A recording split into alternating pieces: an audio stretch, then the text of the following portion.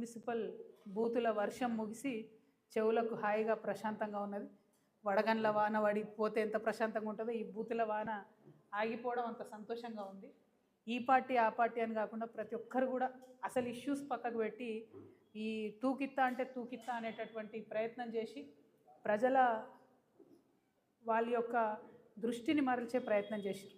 నిజంగా ఈ ప్రచార సరళి వింటే నాకేమనిపించిందంటే సర్పంచ్ ఎన్నికలు లెక్క మున్సిపల్ ఎన్నికలు కూడా పార్టీ గుర్తు లేకుండా జరిగితే బాగుంటుందేమో.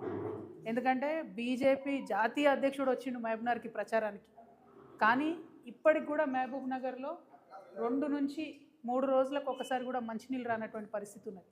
కానీ ముఖ్యమంత్రి గారు ఆ విషయం మాట్లాడలేదు, బీజేపీ జాతీయ అధ్యక్షుడు గారు ఆ విషయం మాట్లాడలేదు.